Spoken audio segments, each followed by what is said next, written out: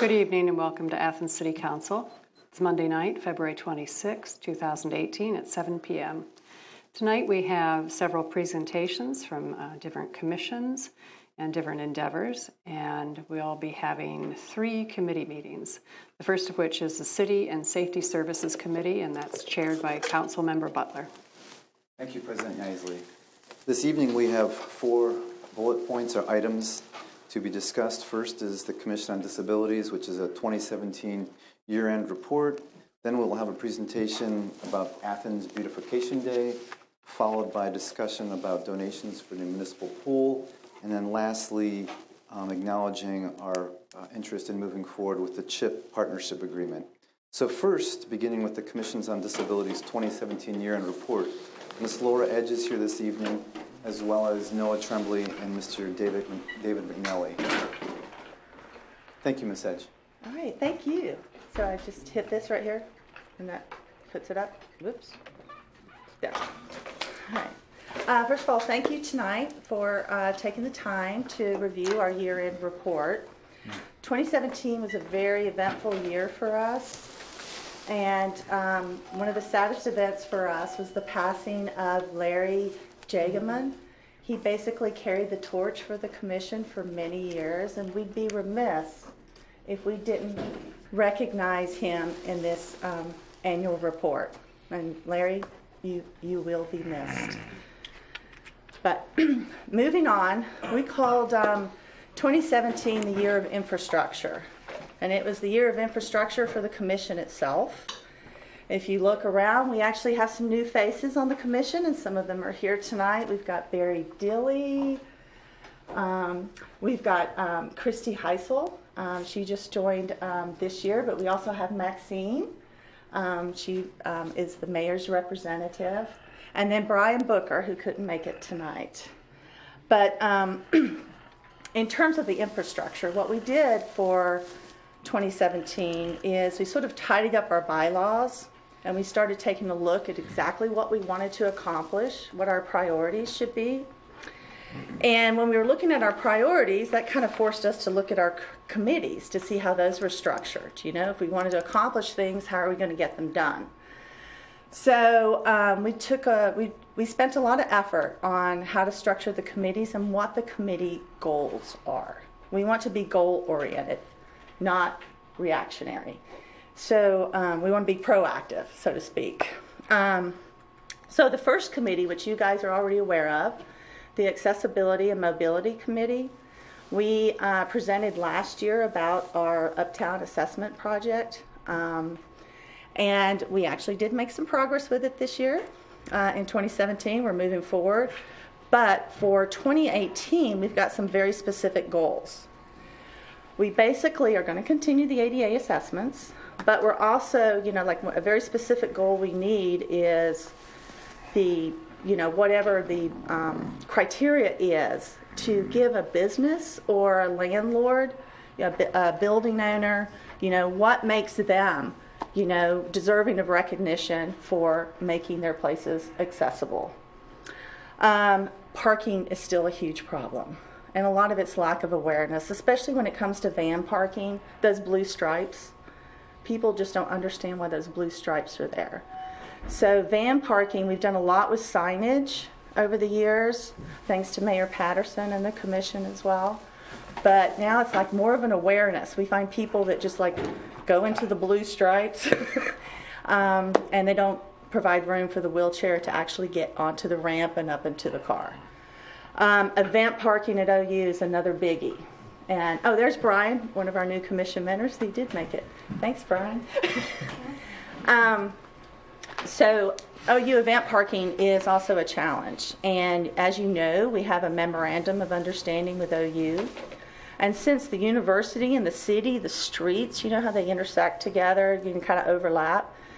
So we think there's a way to find a way to mark temporary parking for accessibility when we have these events. Because a lot of people that have mobility issues can't attend events because they can't park and get there. So that's one of our goals, and the committee's going to be working on that. But the bigger goal, and the more overarching goal, is going to be finding a way to work with the city and work with contractors and builders on making renovations and new construction truly accessible. There's ADA requirements, but then there's true accessibility. And especially in Athens, when we've got this hilly terrain, old buildings, you know, we have certain things. The committee is here to help and to advise. It's not to be punitive. So we want to work when building is happening to make sure it's accessible and inclusive to all. So that's a huge goal. The two other committees, real quick. Education and Events Committee. This is a relatively new committee that's sort of born out of the Challenge by Choice and Disabilities Speak. We realize what we really need to do is integrate more with other efforts going on. There's a lot of agencies. There's the Disability Awareness Month, which is March, which is happening, and we're not aligned with them like we should be. We want to actually kind of merge with these people and work with them.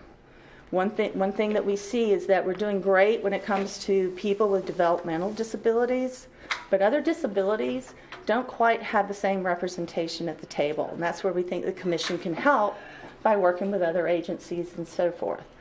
So that's a huge goal, and it's kind of a nebulous goal.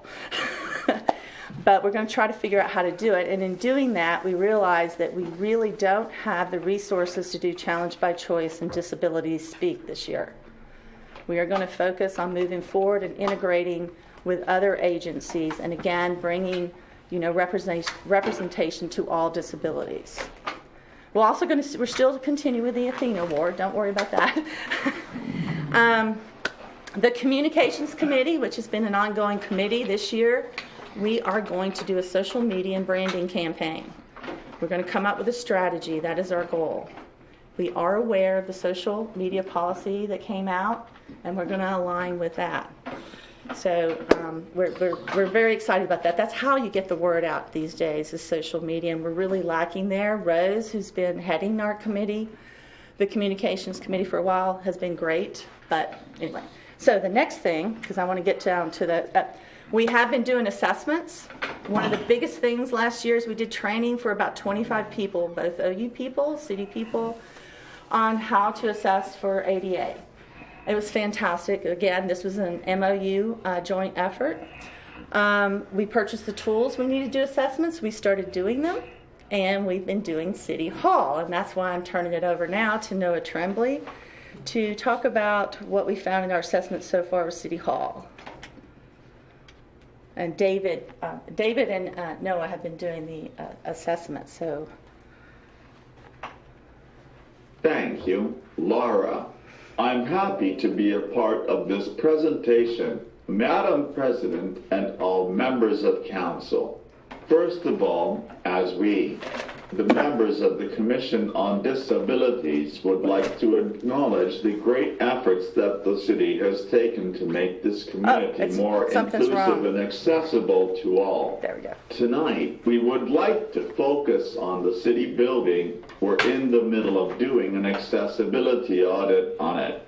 The city has done some really good things to try to make this accessible as it can. This includes installing automatic door openers on the main entrance, which actually opens longer than the ADA requires, which is really nice because I've had doors at numerous places start to close on me before I was completely through the door. The biggest thing they have done is put the wheelchair lift in to the mayor's office, which I have personally used many times to meet with Mayor Patterson to discuss a variety of different stuff. They have made sure almost all pathways to public spaces are accessible. Last but not least, they have made council chambers fully accessible, which is very smart. In case of somebody in a wheelchair or other mobility issues would happen to run for city council, I would have no idea who that might be. I'm sorry I had to slip that joke in. Anyway, there are some really simple things that they could do that could have a big impact on the place. This includes the removal or relocation of chairs, trash cans, and other small furniture. Change the way some doors swing open and close. Replace old door handles with lever handles instead. And add more signage for the visually impaired door blind. And now for the not so simple things that need to be fixed. Did you really think that we were going to be just easy on you? I'm joking, kind of, but not really. Anyway, the sky water the law building has too heavy of doors, and the slope of the tunnel is way too steep for someone with a mobility issue. Most of the restrooms in the building do not meet A requirements. The common pleas court room has all kinds of issues. Just to name a few, the witness box, the counsel tables and jury room aren't accessible. Just one example I could think of is, if someone with a mobility disability was called upon to do their civil duties, they couldn't. Last but not least, if the mayor's office would happen, hire somebody in a wheelchair. Nothing but the kitchen table is accessible in the break room. How can the city be an equal opportunity employer in this situation? I thank you for your time, and now I will hand things over to Davey to answer any questions you might have. Yeah, so if anyone has any questions about the presentation, that's what I'm here to answer. I got the easy part. Your questions are hard. And thank you, Noah, for the presentation. I believe Councilmember McGee has a question. First, I'd like to compliment Laura for doing an incredible job as the chairperson of the committee. I know you put a lot of hours in it and a lot of work in it.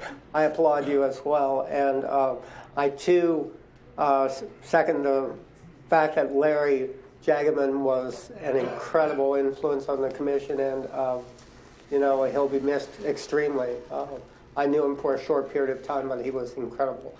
I wanted to ask the question, I tend to walk a lot, so I've noticed more and more this deterioration of the sidewalks in Athens. And would you like to comment for the community as far as your opinion of the sidewalks? Yeah, certainly. I think as part of our assessment, we did the outside entrances and sidewalks, and seeing that concrete to fill in cracks has eroded. There's often like gaps like this or bumps like this to get over. And this is kind of a topical joke, but as I was coming over all these bumps and that sort of thing on the sidewalks, I was thinking, what does this feel like right now? And it feels kind of like driving on East State Street right now. Topical. So yeah, I think as new streetscaping and sidewalkscaping is being done, I think there's a lot of opportunity not only to fix those issues, but also to make historic buildings that have steps become accessible, kind of like what happened on the Union Street corridor, to kind of like make the sidewalks a little up and down to make the entrances flush with the buildings. Thank you. Other questions from council? Yes, President Nisley. I wondered if you had the complete list of the city items available. That would be a help for us, just so we begin to familiarize ourselves with things to look at around here. Yes, we did an accessibility kind of a first run about a month ago, I believe, and we're still working through it because there were a long list of items. I think we noted all the improvements that's happened, especially over the last, I think, 2 to 3 years. There's been some major improvements, but there's also a lot of work to be done for there to be one restroom that's accessible within the city building. So as we get more pictures, and Noah's more of an expert in doing this, so he's kind of finishing up the report. We should have that completed by within the next 2 to 3 weeks, would you say? Mm-hmm. Yeah. Great, thank you. Yeah, and there was a slide here saying that you are getting there it is. So that's an example page. of what it actually has what the requirements are and what it means and all that kind of stuff. So it's a very detailed report. Yes. Other council members' questions?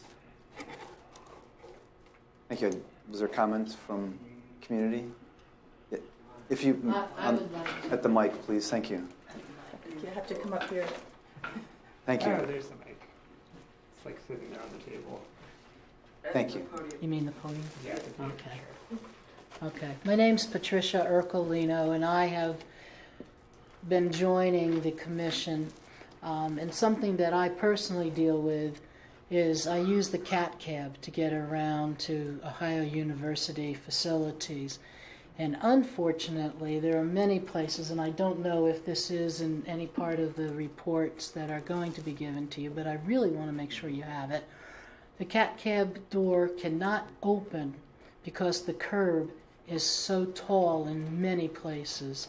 And therefore, for me to get out, what they have to do is they have to be in the traffic lane, put a step, and then I have to go from the cat cab to the step and then finally to the curb. And I really don't want to see that fall through the cracks, pun intended. Thank you. Thank you. I'm not sure. Yes, Councilmember, go ahead. I just wanted to add one other thing about the sidewalks, and I just want to emphasize this, and it's not going to cost the city a penny, but I noticed that there are times when the driveways are blocked by cars that go onto the sidewalk.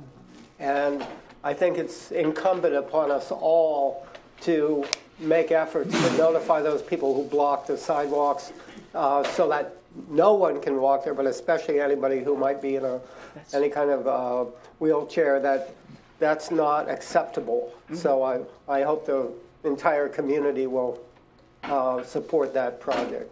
Thank you. Thank you. Thank you for pointing that out. Yes. Yes, Mayor.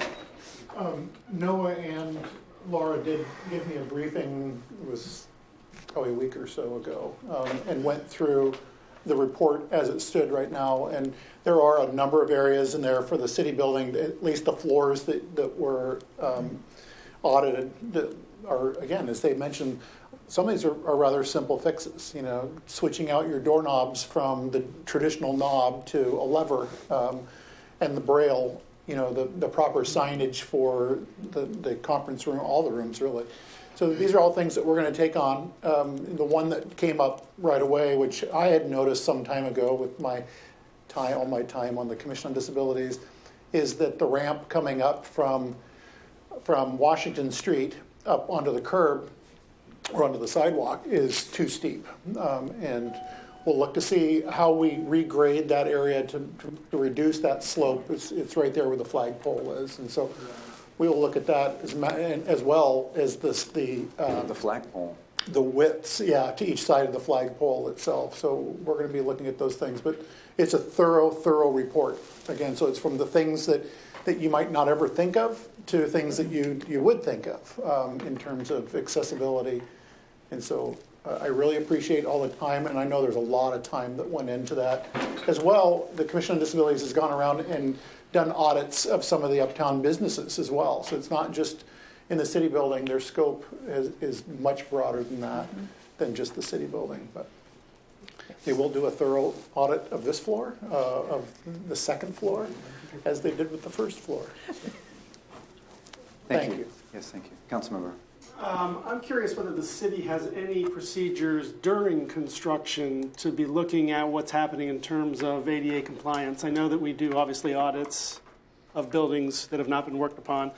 I know the university is looking at trying to really make certain procedures part of the construction schedule so that it's not just finished and then mistakes are found. And Noah's actually been helpful in the Kraken project, going around that building and helping us understand what has been done well and what needs to be fixed. As we look at Stimson Avenue and the East State Street project and redoing those sidewalks, making sure, I know it's difficult sometimes with our bricks, that won't be the case with East State Street and Stimson Avenue, but thinking about the Union Street and the lips between the bricks and the sidewalk, how we make sure that that's being done so that it is compliant? You know, for city projects, it's not too difficult because during the project update meetings, those types of things can be addressed readily. It's something that we have been pretty diligent about in terms of ADA compliance with the new pool build, with the pool house, even the location of the hair dryers, the location of paper towel dispensers, you know, all those different things. We're tracking those and making sure that Gootneck and MSA Sport is making sure that's well on their radar to make sure we all get it done right the first time. But for other businesses that come to town and build or whatever, you know, since we don't have a building department within the code enforcement office, that's up to the state plans. And then we kind of lose oversight at that point in time with what someone does. There was a business in town not too long ago that did a major renovation. And I, as a council member, or commission member, went down to that business because I'd heard that some of the things that were being done in the renovations weren't adherent to ADA, and went down and looked at it, and lo and behold, you know, that was correct. And so I, as a former, when I was on city council, but within my duties as being on the Commission on Disabilities, you know, I addressed it with who was the people doing the renovation, and they acknowledged it. And but even then, things sometimes still don't get done correctly, which is unfortunate. So, but again, my point being is that we don't have a building department in the city, so we don't have direct oversight over construction various facilities in the city of Athens, other than our own. Yeah, and just to respond as well, I know Steve has mentioned giving people who have the training the blueprints of certain plans before they get implemented, and we would really appreciate that. And as well, like you were talking about with the crosswalk across Union to the College Green, how that was done, it's not ADA compliant because there's a lip on the curb cuts that's over the required amount. So those kinds of things are disappointing, but things that can be easily avoided with the right foresight. Yes. Yeah. So is there, and may I ask it, I mean, like with the building of the pool, and then there's Arts West that's being renovated and redone. Who is the person that checks for accessibility? I mean, I know we have a list of requirements, but who is the person that's actually checking? Do we know that? So that's a question we'd like answered. And we want to help with that. So, you know, it's not, like I said, this is not we just, you know, not knowing the answer to that's kind of, yes, we know there's ADA guidelines, but ADA guidelines those are guidelines, those are requirements. That's making a building truly accessible is really about motivation and desire. Well, the person who would be checking on those, you know, whether it's Arts West or the pool, it would likely fall, and it does fall on the shoulders of the director for Arts, Parks, and Recreation, who also attends all the project update meetings and working with. But is there anybody with disabilities at the table? No, there's not. I would say we probably should have someone at the table. And that would be fine. Can I just clarify? It sounds like you want to have an expert there because the ADA standards don't necessarily guarantee that you're going to have the best product. Right. Okay. And sometimes, you know, all it takes is just a little creative thinking with someone that knows the subject. You know, it's not about just like checking a checkbox. It's really about, is it really accessible? Mm-hmm. No, I understand. I get it. Thank you. If there's no further questions or comments? Yeah, it's more of a comment. Thank you. Thank you. Thank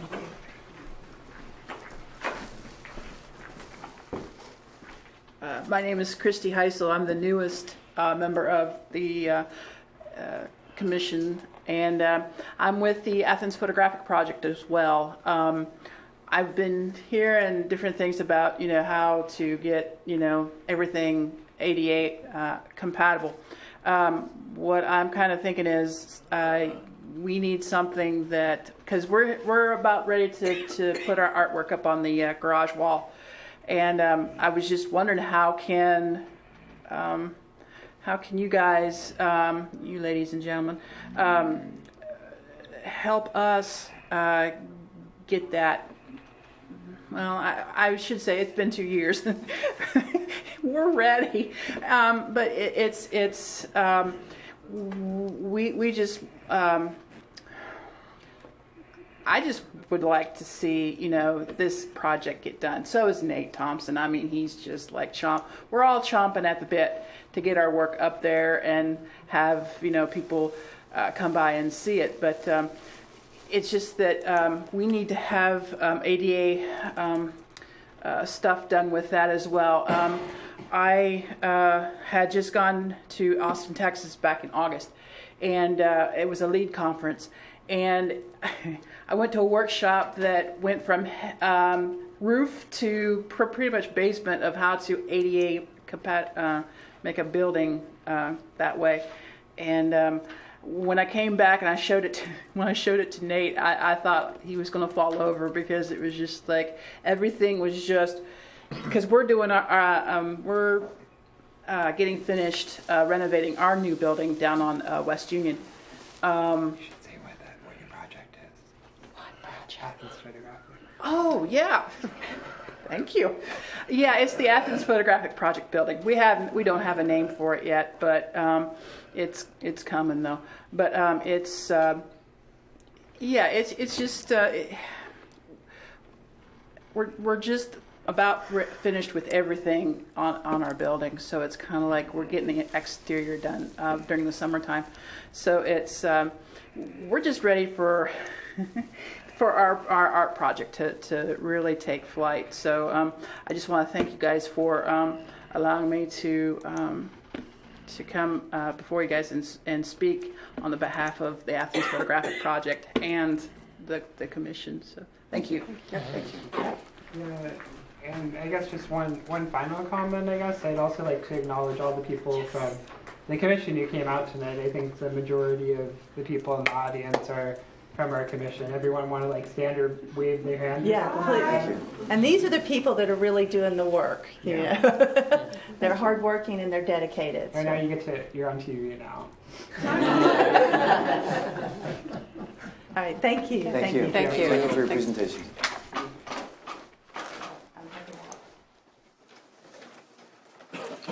Our next topic for discussion this evening is a presentation regarding Athens Beautification Day.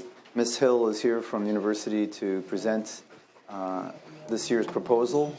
I know in the past we historically have offered, the city has worked to offer about $1,000 for the project. So Ms. Hill has a presentation and PowerPoint with updates. Thank you, Ms. Hill. And thank you, Mayor Patterson, Madam President, and council members for having me tonight. I'm really glad to be here. And, okay. So, I am the director of Athens Beautification Day, and this presentation just serves as a brief overview of kind of what it is, what we're doing, and how everyone can help. So just a who, what, where, kind of why. And then, so as mentioned, my name is Elisa Hill. I'm a second-year student from Ohio University, majoring in applied mathematics, and this is my first year directing Athens Beautification Day. So it's really exciting to get to know all the inner and outer of it. And then, so a basic overview of Athens Beautification Day. It started in 2005 by Ohio men's water polo team, and at the time it was a really small project, only about 150 people and around 10 projects, and over the years it has really grown. At one point in time it was at Student Senate, and then in 2004 it was taken over by my organization, the CSLC, which stands for the Community Service Leadership Council. And the Community Service Leadership Council, in addition to doing Athens Beautification Day, also hosts weekly service projects throughout the Athens region, ranging from the Southeast Ohio Food Bank to Arts West or the community gardens. And then, so Athens Beautification Day in itself is a large day of service. And we span throughout southeastern Ohio, averaging around 1,000 participants in over 50 projects. And our goal is to really integrate with the community and the campus and really facilitate that campus community environment, as well as working together to work towards a beneficial and kind of beautify the city that we both call home. Kind of like a spring cleaning, if so. And then, so for Athens Beautification Day this year, it will be taking place April the 22nd, 2018, and originally it was in the College Green, but now we have a new location, Tilgate Park, which is right near the Convocation Center. And then a rough schedule of events is that we have 2 service project shifts, one in the morning and one in the afternoon, split by lunch in between with universities and community leaders who will speak, as well as a free pizza lunch, kind of as an extra incentive. And then projects this year are shaping up all over Athens County. So we have notable projects at the Richland Roundabout, Arts West, the Southeast Ohio History Center, the Wayne National Forest, the Dairy Barn. So we try and reach all over, in addition to Athens City in itself, to places like Albany, to Nelsonville, to Chansey, to reach all of Athens County, to stretch out and kind of get the greatest impact. And then in addition to Athens Beautification Day, our organization is really passionate about making sure that we're getting the most service. So we've expanded Athens Beautification Day into Athens Beautification Week. So that's to get more service opportunities to more people, because a lot of things are that maybe there's not enough time, or that we're reaching our kind of max with transportation or projects the day of. So to increase service opportunities, we have Athens Beautification Week, and this year is our 2nd year of doing Beautification Week, and we're really ramping it up with more projects. And notable projects include the Palma Fest cleanup, food insecurity dinner, the tag graffiti removal, and Southeast Ohio food bank packing, and then collaborations with Athens City Schools, which I'm really looking forward to.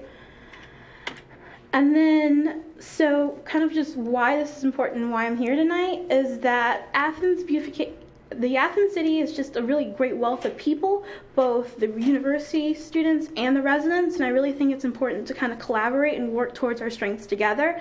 And this is a good opportunity to do something positive towards the community. And so last year alone, the Beautification Day volunteers donated over 3,000 hours of service, which equated to real dollars is worth $72,420 worth of work. So it's a really big impact, and it's something that people look forward to, and we want to continue that momentum and continue that and keep offering opportunities for service, not only for the day of, but events that can continue throughout the year, and hopefully we create kind of a community of service. And then most importantly, how you can help and why I'm here tonight. So first is volunteer. Just participate in Athens Beautification Day or Athens Beautification Week with just yourself or your organization. Bring your friends. The more volunteers, the more we can do. So we would love to have you. And then registration for that is on our website, serveathens.wordpress.com. And then also become a sponsor. We're completely donation-based. And then I will get to the breakdown later, but all funds go towards transportation, volunteer t-shirts, supplies, and lunch. And then as a benefit of a sponsor, you have your logo on the t-shirt worn by 1,000 volunteers, and those shirts are worn all year round, so it's kind of like a walking advertisement in a way. And then also on the banner during Beautification Day, as well as promotional materials leading up to that day. And then, so this is the budget breakdown that we have so far. Our most significant costs are the transportation, t-shirts, lunch, and then project supplies, and that rounds up to a total budget of $7,750. And so far, we've made a good impact on funding, a lot of it coming from the university, most notably the Division of Student Affairs, College of Arts and Sciences, an Ohio Women grant, College of Fine Arts, Honors Touro College, College of Education, and then we still have grants pending from the Student Senate and College of Communications, as well as the College of Business, and then Golden Key Honor Society. So we're close to our goal with $4,200, but we still have a ways to go before our event takes place. And then in the past, the city has been helpful and has really made a significant impact to our event, and being able to get volunteers out there to make sure that we're meeting our costs and make sure we're able to create the greatest event possible. And we've really been appreciative of that in the past. And then for up-to-date information to stay in the loop about current updates with projects or where to register or how we're doing so far, it's the serveathens.wordpress.com, which I mentioned before, and to your right is a screenshot of it, of the actual website. And then also by email, it's ouabday@gmail.com, and then I check that like every day, so we can get back to you that direct feedback. And then if you really want more information, we host a bi-weekly planning meetings in Baker University Center, and our next one is Tuesday, March 6th at 9 a.m. in Baker room 226. So if any of you really want to come, we would love to have you, have your input, and really kind of collaborate. I know that Madam President and Councilmember Sarah Grace have really been integral in kind of helping with this process, and we've really been appreciative with that so far. And then with that, any questions? Thank you. Thank you for your presentation. Thank you. Council members, any questions or comments? Yes, Councilmember Fall. Are students available to do like all-day projects? Yes. But then you'd have to worry about the lunch? So with that, we offer, they can do a morning shift, an afternoon shift, or both, and then we have it set up with certain projects that they run the full day so that they're not coming back to campus and going, or in which case we would send out a pizza lunch and like drinks to the volunteers, or they can always come back and switch projects. So you can do one project in the morning and another project in the afternoon. Great, thank you. No problem. Yes, Councilmember Call. I believe that April 22nd is Earth Day. Yes. And I assume that's not coincidental. No. So in our, here we're trying to, I think that this year it's really kind of a great opportunity because in addition to Earth Day, the 16th through the 21st is, I want to say it's National Volunteer Week. So there's a lot of other events going that we want to kind of catch the momentum of and kind of get people in the spirit of volunteering, coming out to the community, and maybe trying new things that they wouldn't normally do. I wanted to bring your attention that the Office of Sustainability at the university and the Zero Waste Initiative are running events on the 19th. And I'm certain they would be love to be involved with the greater week of Beautification Day. So that would be great. I know we have representatives of the Zero Waste, and I think we're registering as a sustainability event. So I would love to kind of collaborate further with them, and I would definitely reach out. Great. Other council members, any questions or comments?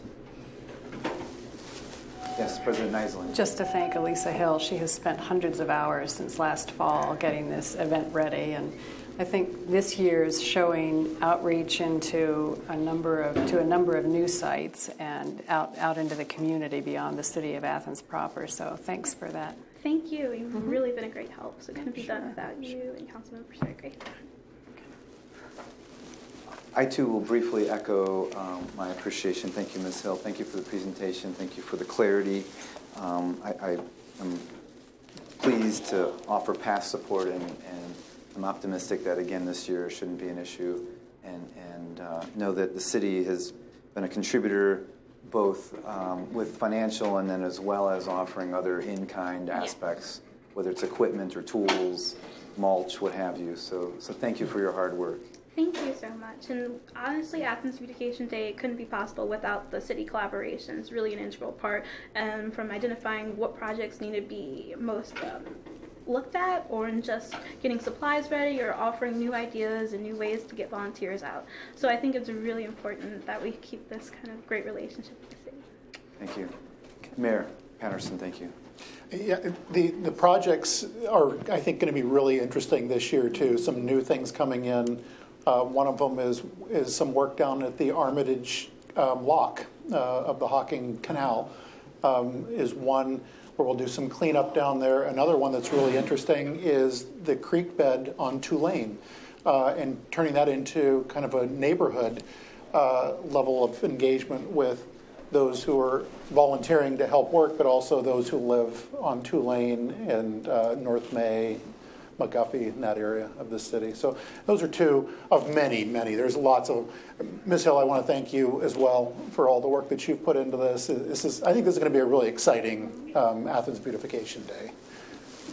Thank you. If there's no further questions or comments, we're all good. Anyone from the community? Thank you again, Ms. Hill, for your presentation, and thank you for your hard work. Thank you. Next on our agenda this evening is a discussion about the municipal pool and moving forward with volunteer donations. I believe that the mayor is going to take the lead on some of this discussion. Thank you. Sure. There have been citizens in Athens who have come forward and asked if they could donate money to the city for some of the value engineering items that were staying under or at budget for the pool, that some items that had to be pulled off when we were looking at the pool and the pool design. Some of those items, just to give you an example, we're going to have nice looking gating or fencing that is around the pool, and it was to go all the way around the pool. To give you a good example as to what that fencing would look like,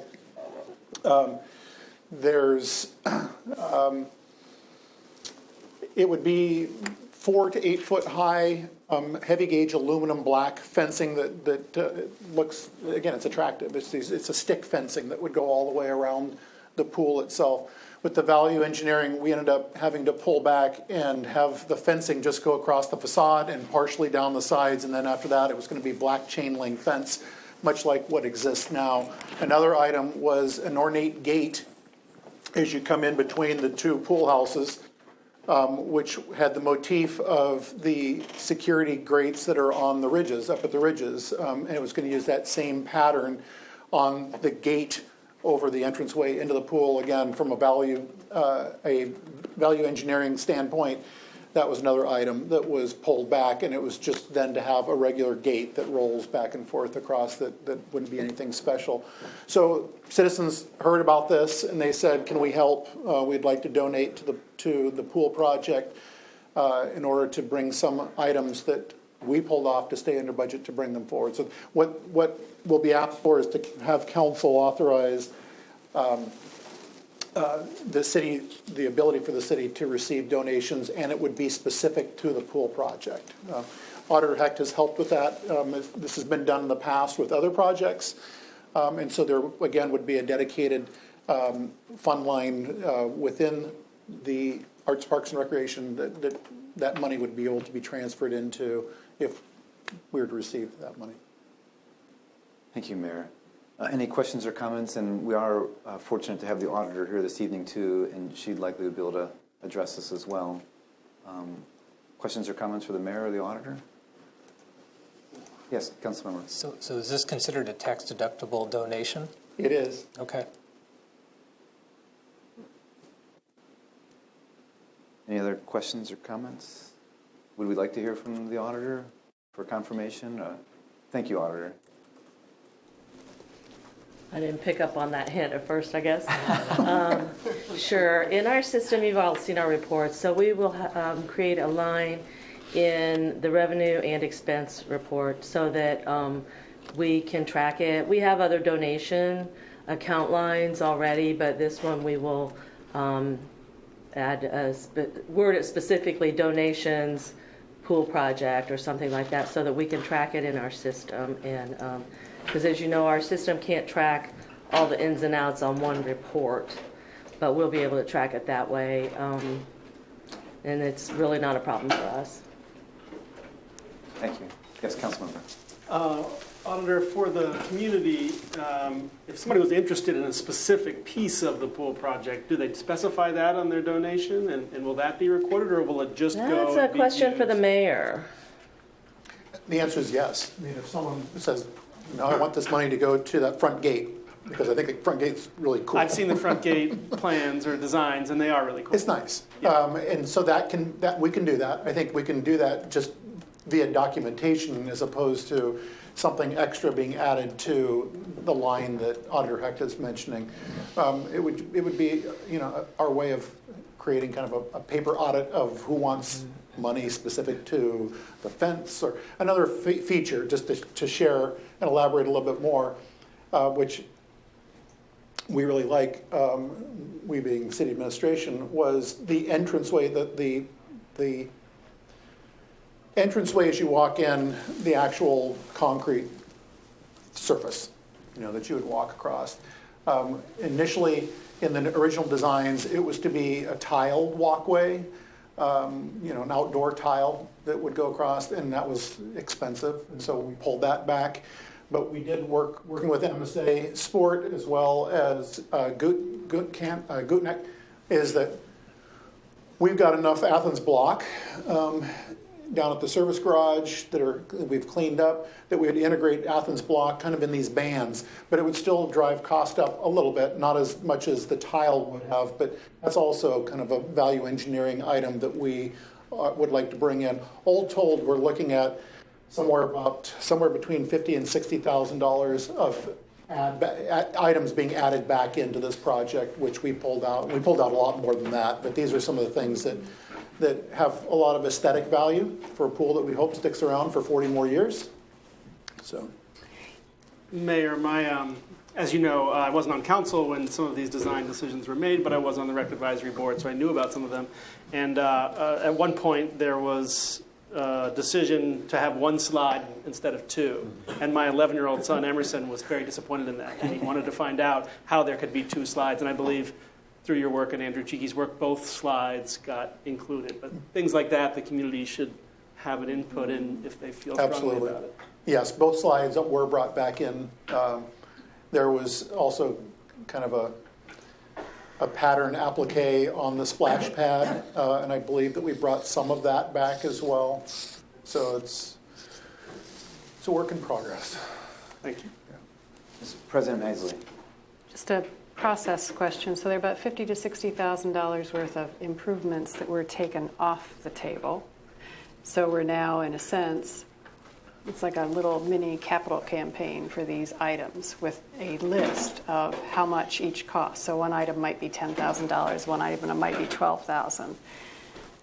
So we'll be keeping track as people want to designate. So if there's a $10,000 gate and I want to donate $1,000, then we're 1/10 of the way there. So we'll be keeping track of that, and so that as people donate, then hopefully it will go towards that. That would be a process for the administration, possibly the Arts, Parks, and Rec Directors Department. As you know, our reports are extensive, many pages, and we really can't add an account line for every little thing we're going to buy because it's kind of a one-shot deal. We have a lot of zero account lines in there now for things that, once that was accomplished, those lines aren't used anymore. And we do the same thing in our office. We have tons and tons of Excel spreadsheets that we can track separately. Sure. Because it's not that helpful anyway, because our expense and revenue are on the same report. So spreadsheet, we'll set it up if somebody wants us to, because we're experts, but that would be the way to track that. Yeah. Sure, and I'm just trying to anticipate community response so that somebody isn't disappointed if they say, "Well, I gave $1,000 for the gate. Where is it?" Yeah. Sure. So, And I think that we can also, Patty Whitmer, who's our grants administrator for the city and my executive, that we can also be tracking those too. We can, with a spreadsheet. We can, if there is a level of itemization or at least accountancy for something that somebody said, this money I want to go towards the Athens block walkway into the city building, that we can make sure that money we're working at, and we'll work with the auditor's office. But I'm sure there are some items that will take more than one contributor to raise the money for, and so, and yes, just to reinforce. People said that donations to the city are tax exempt. That is also up to the mayor's office, service safety director, to write a letter. We are not a 501c3. We're not a charitable organization, but we are a nonprofit organization. To give council kind of a reference point for some of these items, the gate, this ornate gate, will increase the cost by about $12,000, which is why we ended up deciding that was something that had to come off. The continuance of the ornamental fencing around the whole perimeter of the pool is about $24,000. The slate tile that was to be the walkway as you come in was, I believe, somewhere around $30,000 to have that again, which is why we ended up having to pull it out. But we really think that this substitution of Athens block with in bands with the concrete is going to look really nice. But again, that's still going to bring the cost up slightly because of the engineering to make sure that we can get these bricks to lay, even, so that we don't create another ADA issue with the pool. I'm thinking about you, Noah. So I want council to kind of understand some of the costs that we're looking at with these items. Thank you, Mayor. Thank you, Auditor, for assisting us in this discussion. Any other comments, questions from council? Any from the community? So moving forward, last discussion item is the CHIP partnership agreement, essentially authorizing the mayor's office again, the city, to move forward with working and partnering with the county in this CHIP program. There has been a cut to some of the funding. I think, if I'm reading information correctly and recalling my conversation with the mayor and the city service safety director, the city would be eligible for $350,000 this year, which in the past was closer to $400,000. So essentially, this allows us to continue to move forward and address some of the programs and continue with them, whether it's painting old houses or fixing up dilapidated spaces. And if you recall the conversation that Glenn Crippen presented to us a few weeks back, that's what this is regarding. Mary, you want to add anything else to that? Or? Just that, once again, to be eligible, you have to show a strong level of partnership with other entities. So it would be Athens County and the city of Nelsonville and the city of Athens, once again, applying for this. Thank you, Mayor. You're welcome. Questions, comments?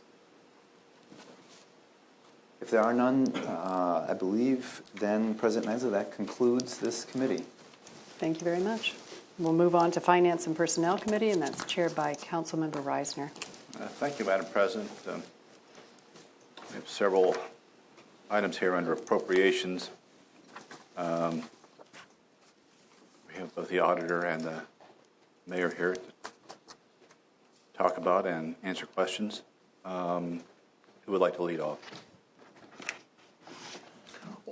I can start with the appropriations ordinance itself, which I've got in front of me. I mean, there's three sections. I was going to say there's two sections, three sections. The Exactly. first one is just amending the appropriation from the unappropriated balance, $10,000 from the transportation fund, which is 214 TC 300. This is for fare box revenues for the month of February and March.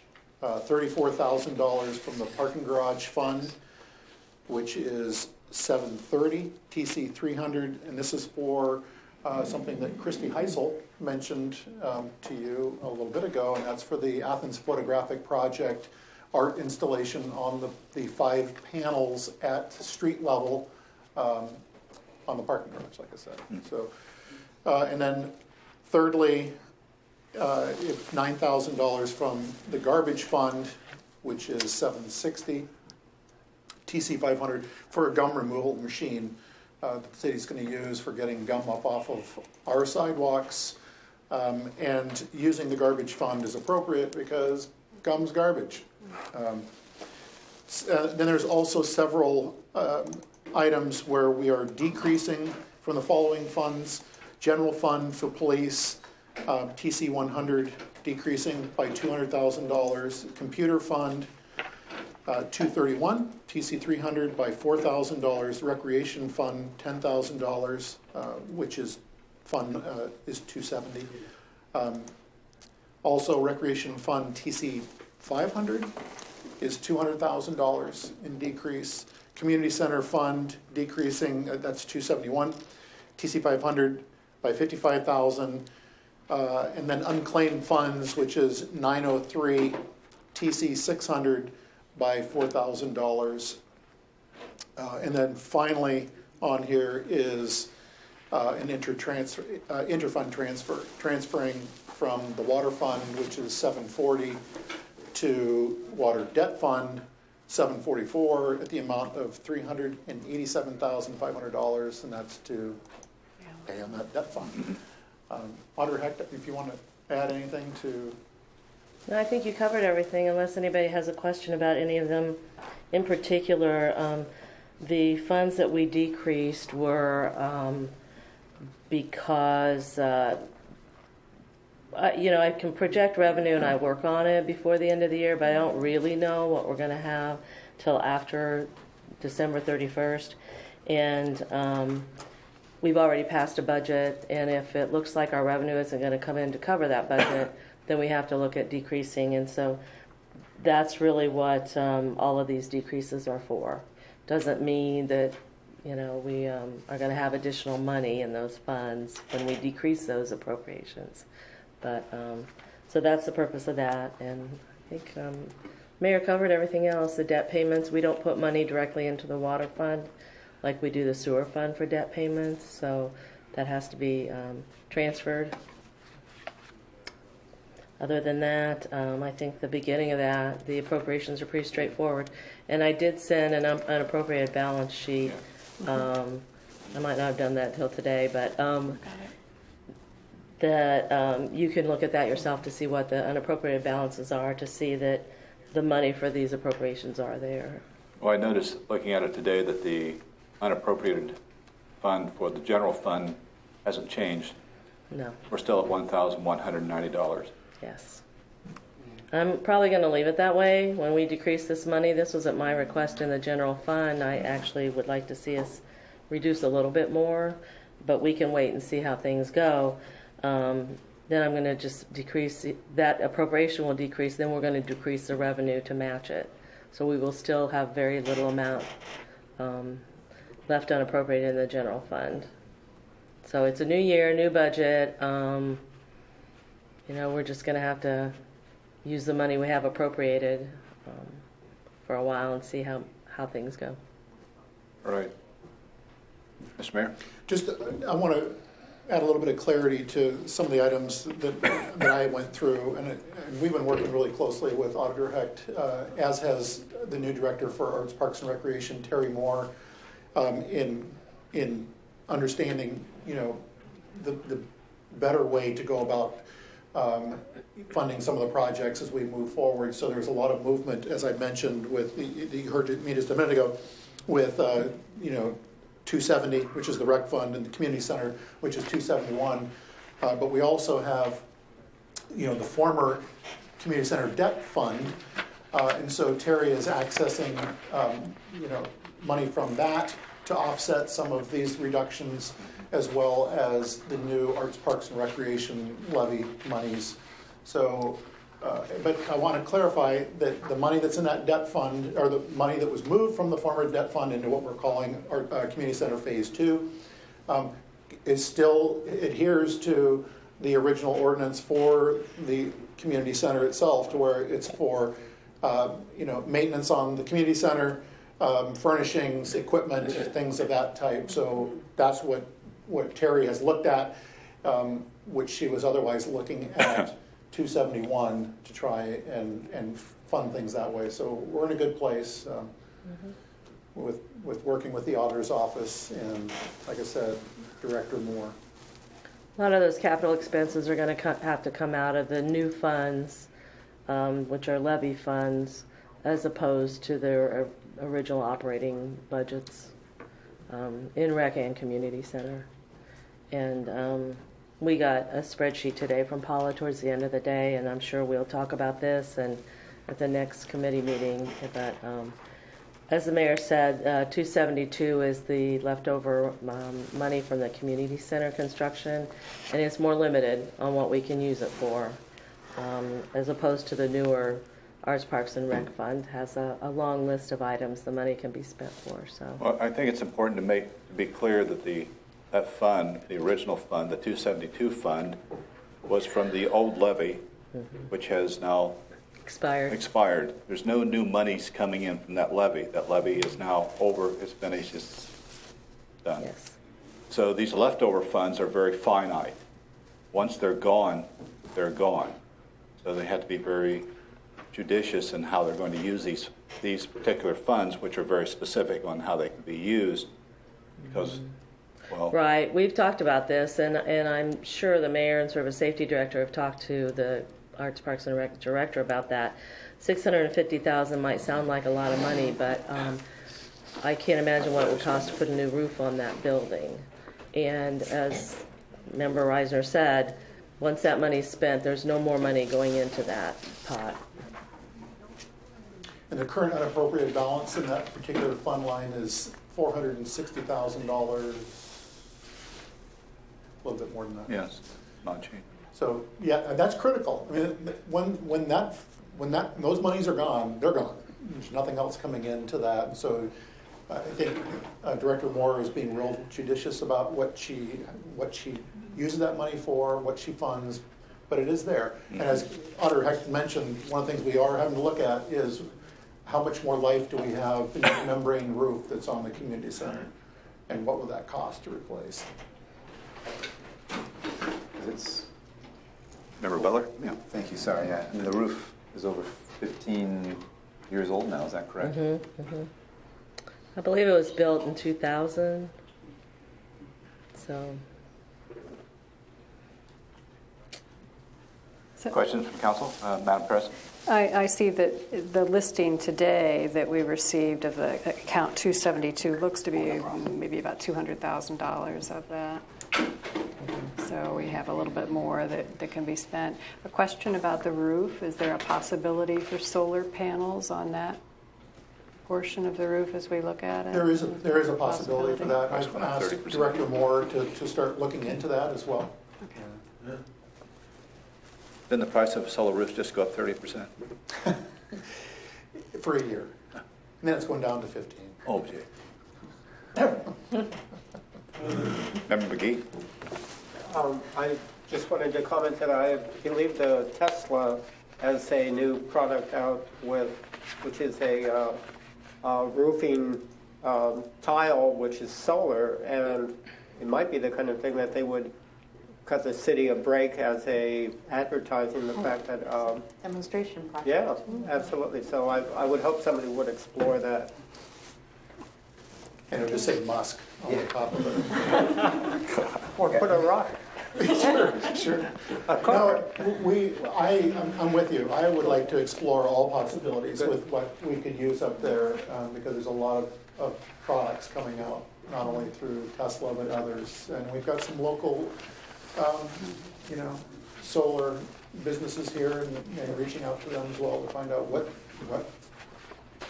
out there, what's affordable, and what is maybe not affordable. We can look at all options.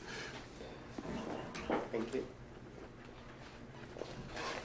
Anything else to add? We've covered debt funds for 272, 73, and appropriation ordinance, which we'll have introduced at our next regular session. Right, and that interfund transfer. Yes, interfund.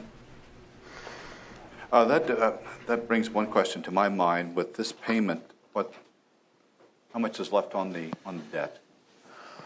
Otter Hecht, do you know? for the 272 funds? 740. No, for Oh, 740? Yeah, 740 to 744. Water debt fund, 387. Well, these are fairly new. I don't know, I have a debt schedule right here, if I can find it.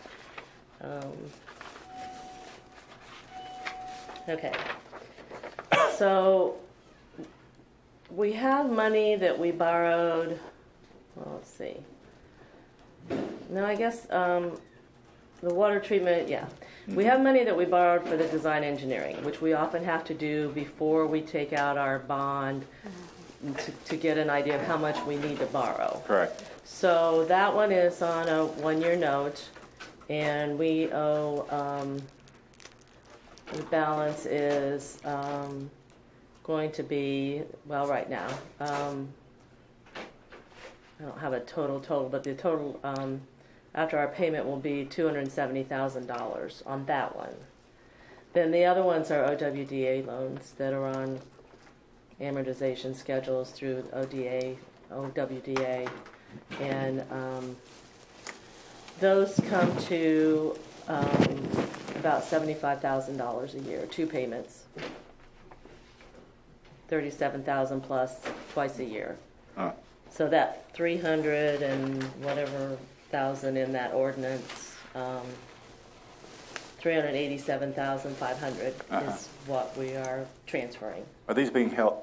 Are the notes held by a local lending institution? Yes, the 1-year notes are held by our local institution that has been absolutely wonderful to us, and we've been really lucky. You know, our bond counsel who prepares our legal paperwork for these loans in Columbus has been telling me that for years.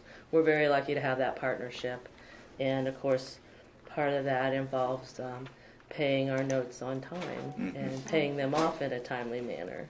So, you know, we do have that. Our interest rates are just really phenomenal going with that. Well, it helps to have local connections with local people that you know who they are. Nice to live in a small town. Sometimes. Yeah.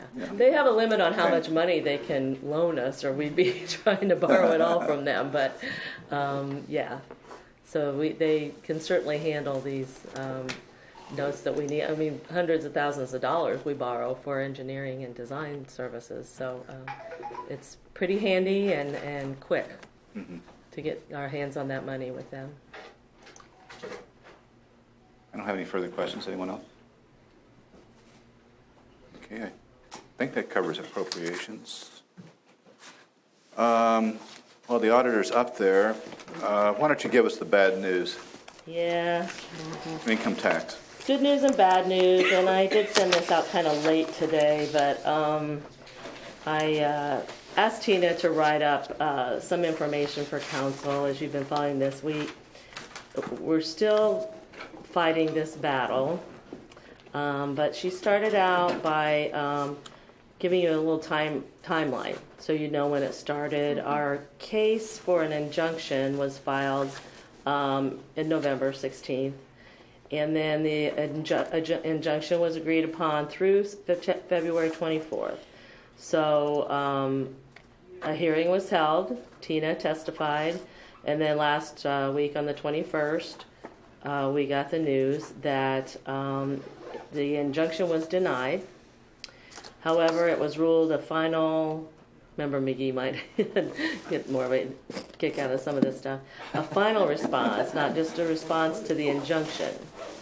This is a positive thing for us because it means the entire case can now move on to the appeals court.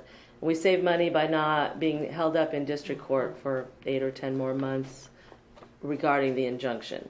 Because whether we got it or not, we're appealing it on our side. If we had gotten the injunction, it would have been appealed on the other side, and that would have just drug out the issue of the injunction for months. So we have to look at the positive things here. We are still fighting this battle. Also, the court stated it was a legal determination, which is a positive for us. So that then they did rule in favor of the state. So that means that we can now appeal, which was supposed to happen today. Frost Brown Todd is our attorneys, and they were going to file the appeal today and ask for an immediate stay, which, if granted, would serve like an injunction and delay our responsibility for what's the word I want to use? Going with the law of having to change our code and everything. So we kind of disagree with what the judge said, but that's okay. The court ruled that the levying of tax deals with collections.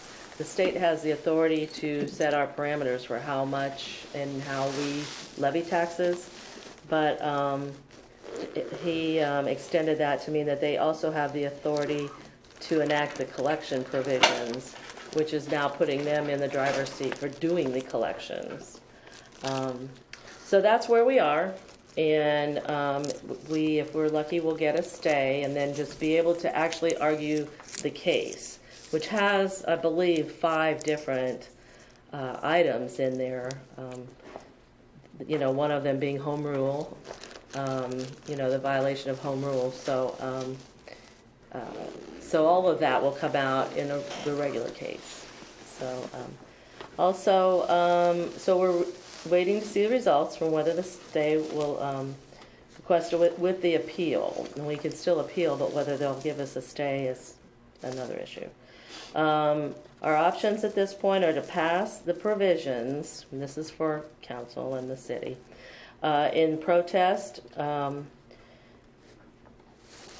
keep our ordinance in compliance with ORC 718. This law took effect January 1st, and we were to have our code provisions in place January 31st because these taxes are business, personal taxes, that not withholdings that we receive on a regular basis. And so we had a little time to do that. We have not enacted, as you know, that would be a council action to change our code yet. So we can do that, or we can wait and see if the state will cover us from passing any language that covers the state of Ohio to collect our taxes. It's a big decision as the state proceeded forward as if no temporary injunction was ever in place, and they are getting ready to start collecting first quarter estimated payments as early as next month.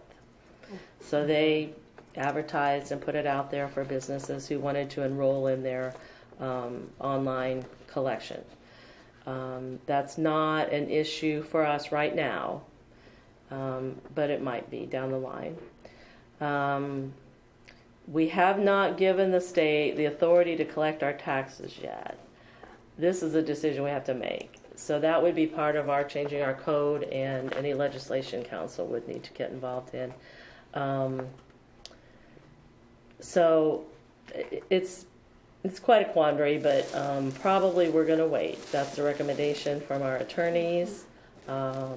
City of Columbus is waiting. They have not changed any of their tax codes. At least half of the municipalities involved in the lawsuit, which is about 400,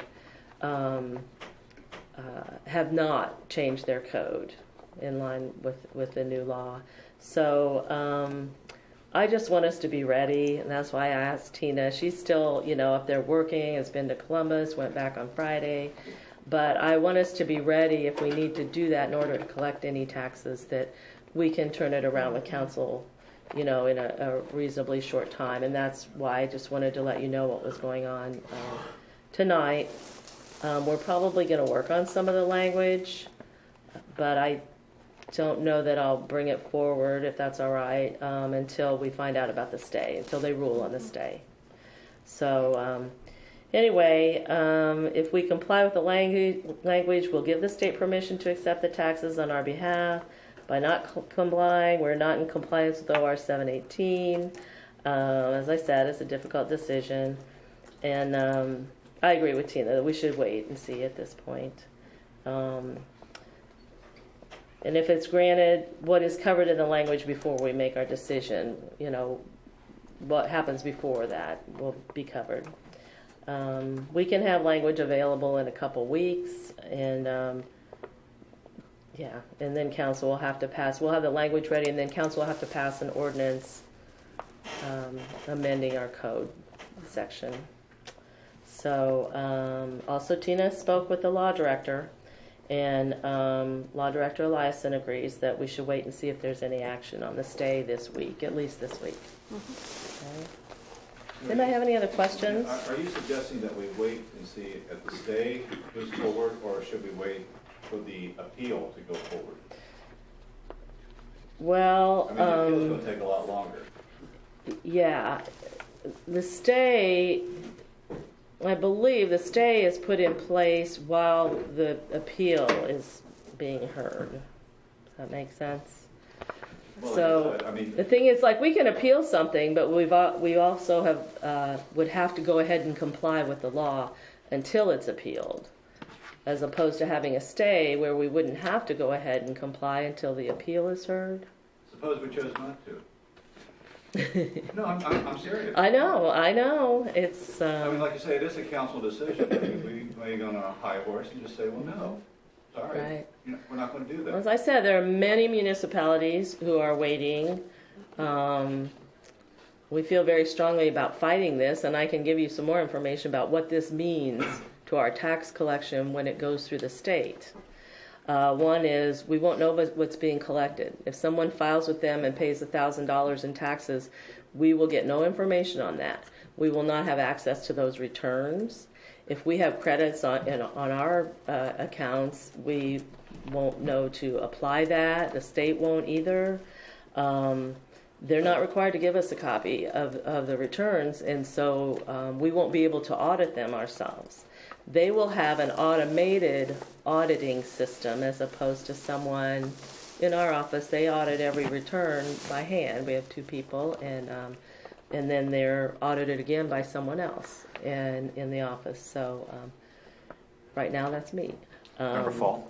But so things, there's just no oversight on our behalf. We will probably just have to.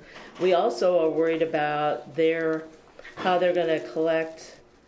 So say 10 people file, they'll send us a check minus their administrative fee, but we won't have any way of knowing how much money to apply to any single account, the way it stands now. Does that make sense? Yeah.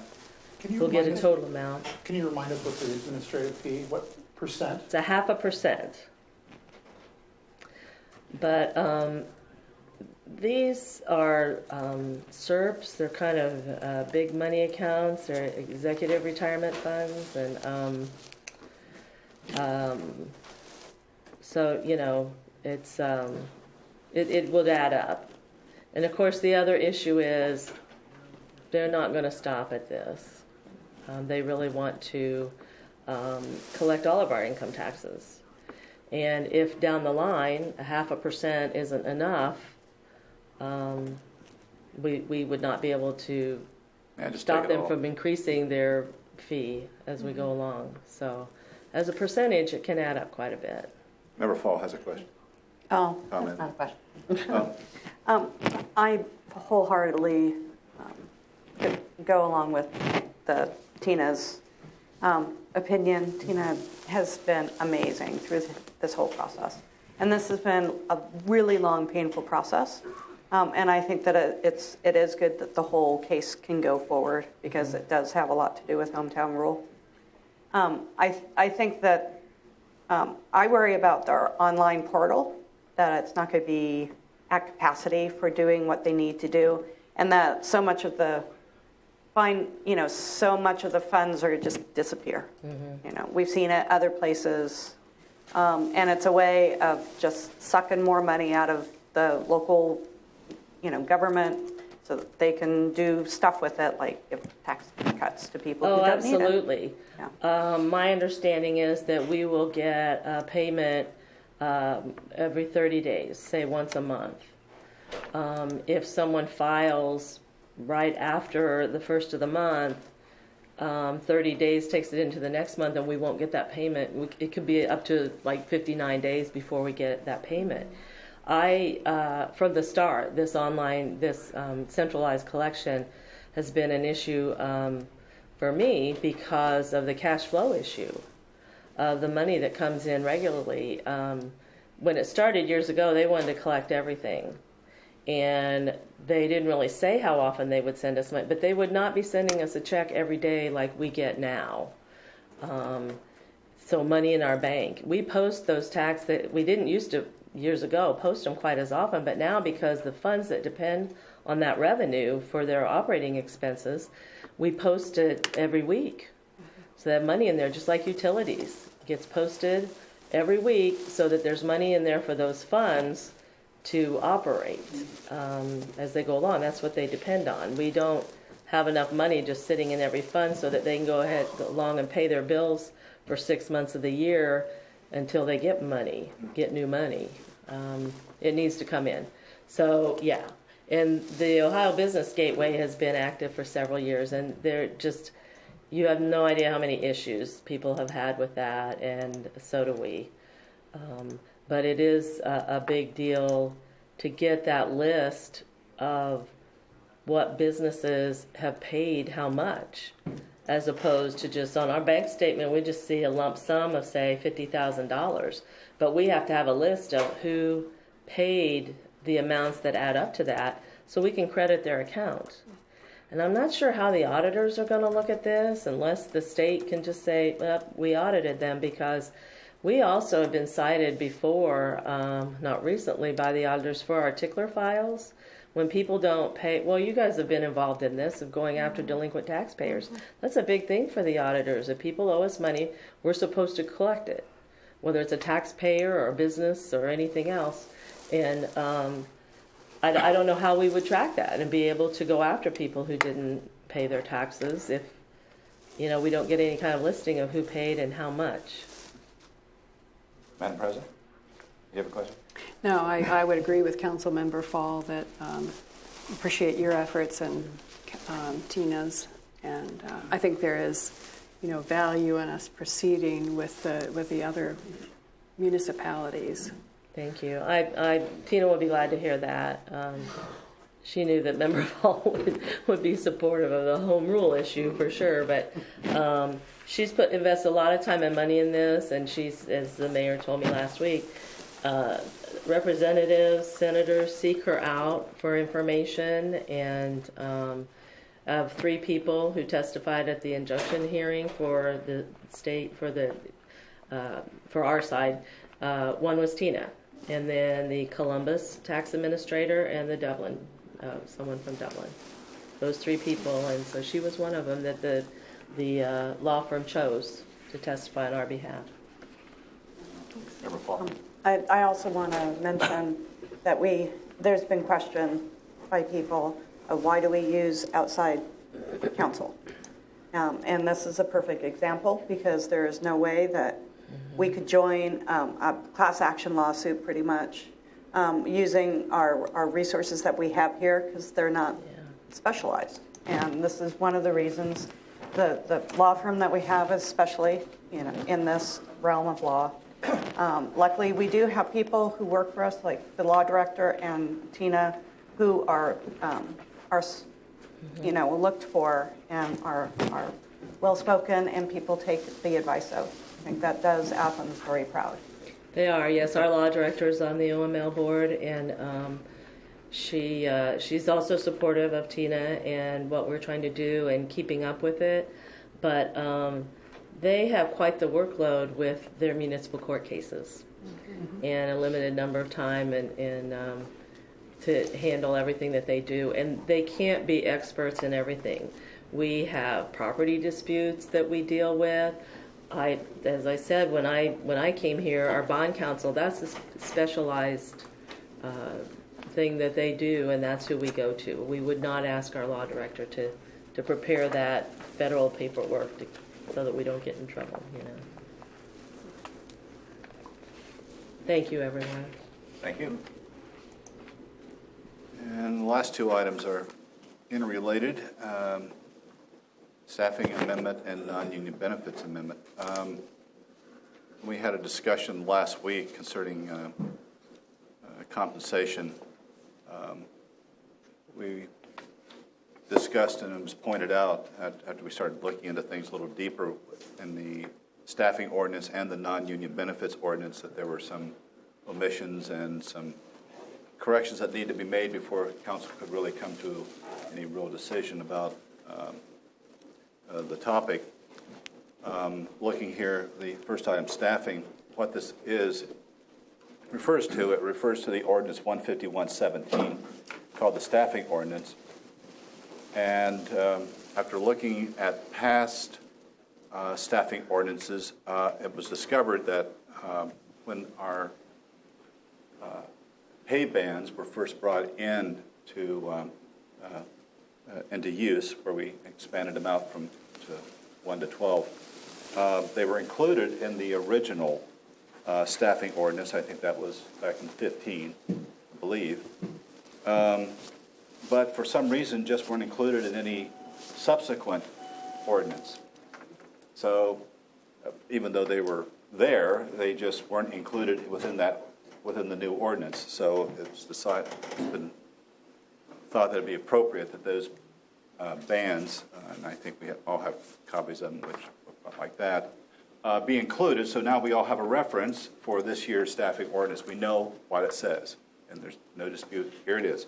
So we'll bring forth an amendment to the 151-17 our next regular session, which in section 1, pursuant to ORC 731.08, et cetera, down to where we will insert the following: a copy of the current pay grades and wages, which we all call the bands, is attached hereto and incorporated herein by reference. So that will be an amendment to 151-17, because 151-17 covers this year. So that will come forward, and I think that's on our drive somewhere. And then this leads to our non-union benefits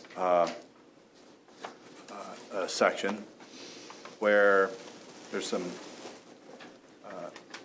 changes and amendments to that.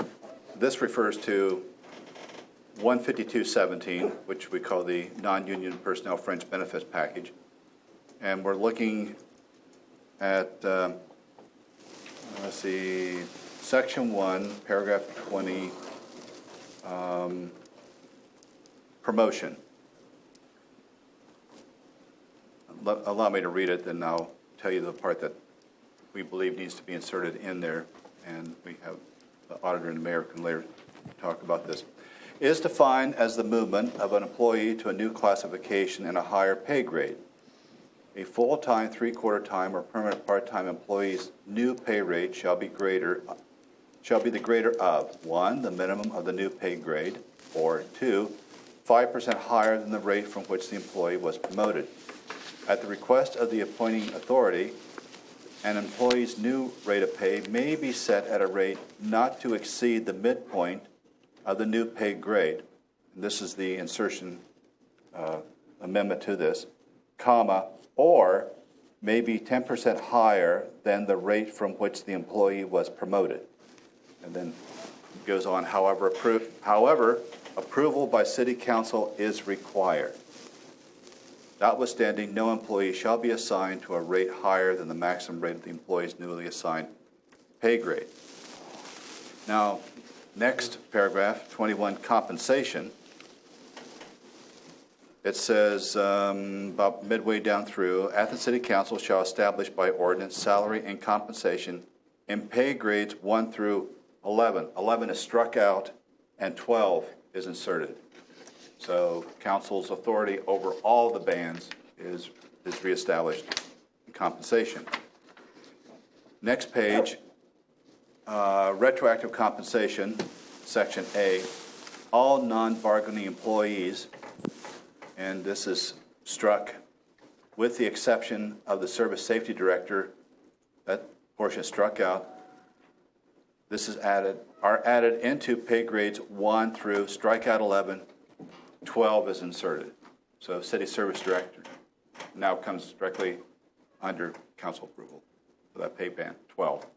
And I believe that's the only employee in 12, is that correct? It is the only employee in 12. Pay band 12 is exclusively service safety director. Okay. So those are the changes that are proposed for 152-17. And it's hoped, the administration, the auditor, give a much better explanation at our meeting last week about how all this works than I could ever do. But it should give council back its, well, I don't really ever think we ever really lost it. We just never really specifically expressed it hard enough. So, anyone in the administration care to talk? Well, just that I think this was, this is a good amendment to this particular piece of legislation because it does, I mean, council authorizes anyway, even Yes. if I come to council in wanting to bring someone in, from 25.1% up to 50% into a pay grade, that's council approval. But the previous legislation, it was silent to pay band 12. And so to bring pay band 12 back in again is appropriate. And like I said, the other amendments to this is a good way to move forward. Question, council or auditor? You guys speak to this?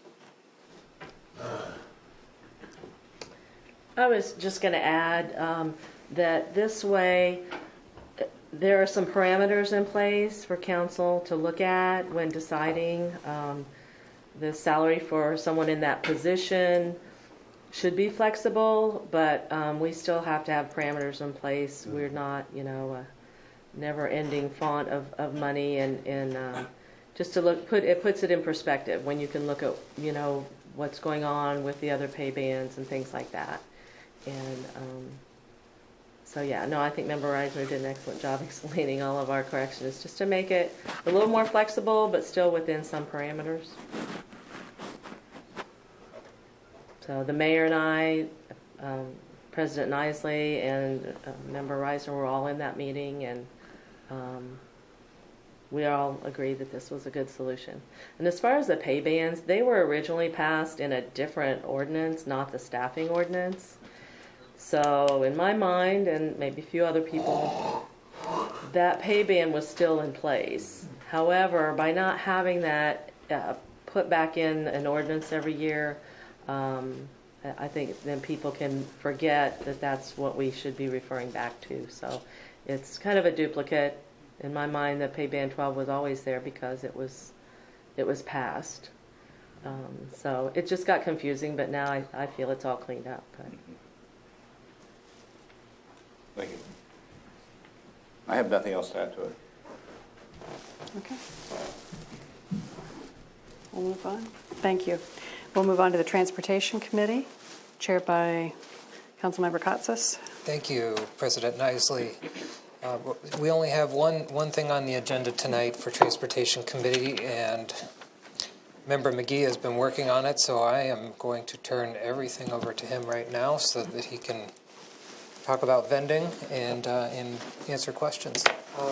Thank you, Chairman Katsas and President Nisley. I will try to be brief. As the mayor said, this is a work in progress. I think summarizes everything. As you all know, when I first kind of tackled this project, I was really trying to deal with the question of parking spaces, whether we could free up some parking spaces during particular times of the year.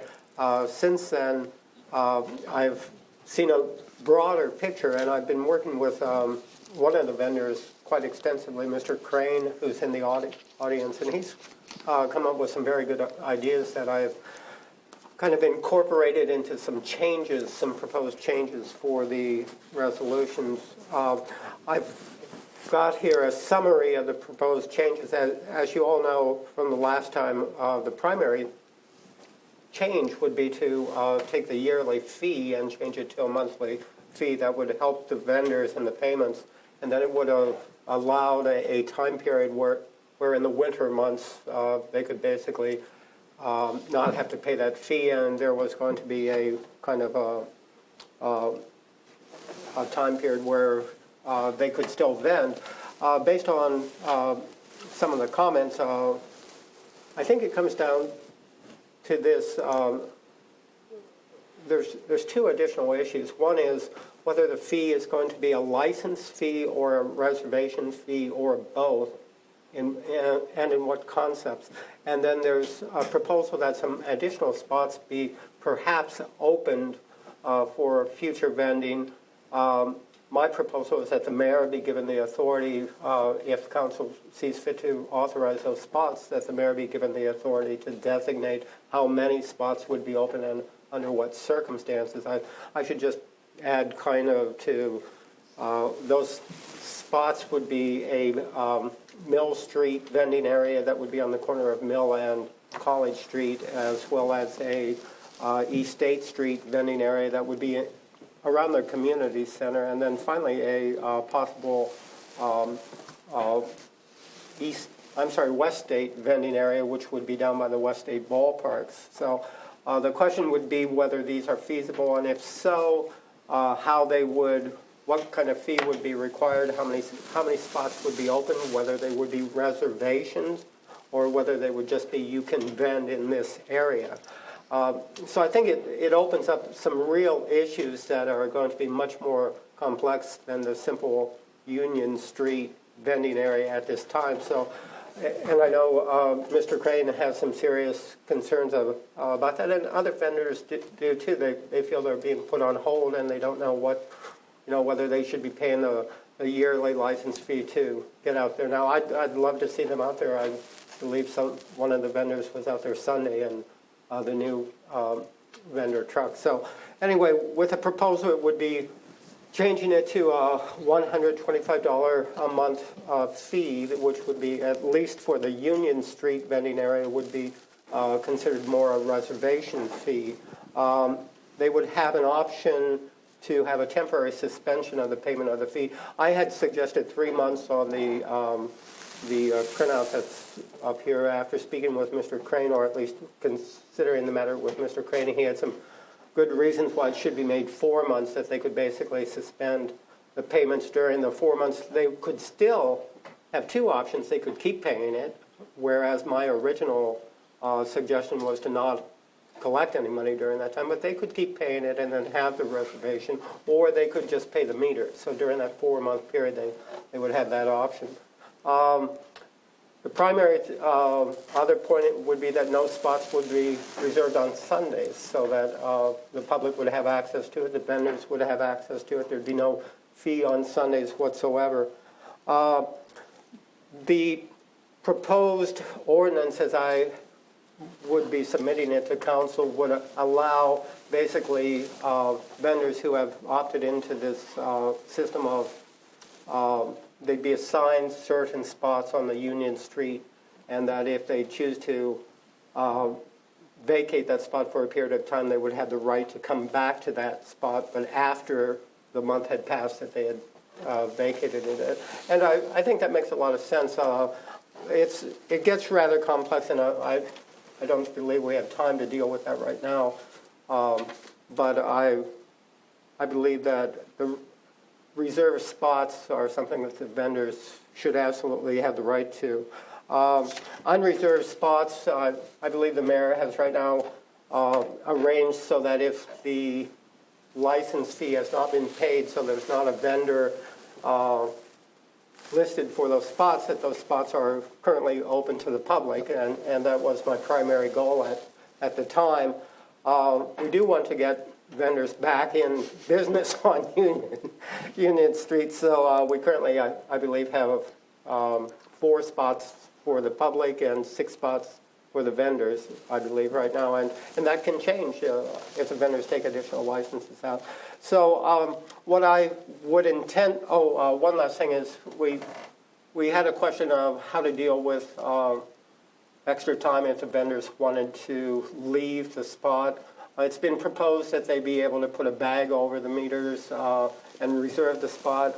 I actually would favor just allowing them to leave their cart or their truck for a period of time, up to 3 hours, so they could, if they had another vehicle or had even wanted to walk to a market and purchase anything they would need or do anything they would need, the spot would be there for them without they're having to be present, which is what the current law requires. So those are the major changes that I would be submitting in the current ordinance as I see it. Now, I think, again, with the additional spots, the proposals, I believe it's a good idea, but I think it's going to take more discussion from council, and so I would see this as a 2-phase amendment to the ordinance. So I think that if council sees fit to approve this kind of thing, that then My suggestion, again, would be to allow the mayor to designate the number of spots and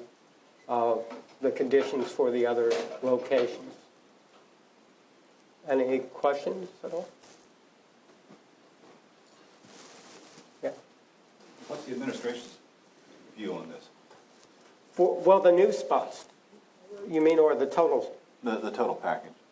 I think that's a good question. I'd like to have it answered, actually. I had sent out an email to the mayor this morning or yesterday indicating the proposed changes, and I haven't heard. I have no reason to think the administration is opposed to it at this time. So.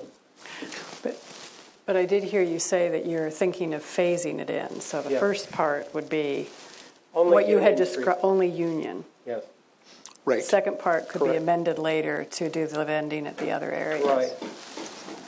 Correct. Member McGee, I'll tell you my opinion, and that is that I think in good stewardship to others in any area, whether it's Mill Street or even the community center or West State Street, is to reach out to those who are in those areas to see what their opinion is. That's Civics 101, to see, which is something that I went through when I was on council in amending the ordinance to read as it currently does now, is reaching out to the businesses, reaching out to Ohio University when we switched from the north side of East Union to the south side. I would like to hear from some of the businesses and property owners in that area, because one of the things that we often see in a lot of places, and this isn't vendor specific, this is just welcome to the world of the uptown area, is litter and trash, and in a lot of cases, and hopefully they're not going to bleep me out, but vomit on the streets. I mean, you name it, all kinds of interesting things show up in different areas. And so, again, I would like to see, and I think I shared that in an email, that is a way to, a good best practice to move forward, is to reach out to those in those areas. I think that there should be two steps. I mean, Member McGee and I sat down at length with Rick Sorois, the director for Code Enforcement Office, and kind of worked through some things. I've also reached out to several of the vendors. I've also reached out, just as a side note to all this, I reached out to my counterparts in Chillicothe, Marietta, as well as Oxford, Ohio, to see what legislation they may have, or even if they allow for food truck vending. And interestingly, they don't. They have, and then they didn't, and they took it off, and kind of working through things that those three cities in particular don't have areas designated that is city property for food truck vending. And I'm sure for a sundry of reasons. So we're in some ways unique in southeastern Ohio in that we do have an area to where we afford street use for our food trucks or other, any vendor within the city. But just wanted to throw that out there, is that I've been kind of doing my due diligence as the mayor and reaching out to other cities to see, what they're doing. They do have food vending in Marietta as well as Oxford during special events. So special event times, they'll allow for food trucks to come in, but not on a weekly or daily basis do they have anything set up. Councilman Butler? Thank you. Thank you again for bringing this forward and having the dialogue and conversation. And I would agree with the mayor that we want to talk to members of the community, for instance, in the Mill Street region, the law firms that are nearby, as well as Hillel. I think their input would be welcome and needed.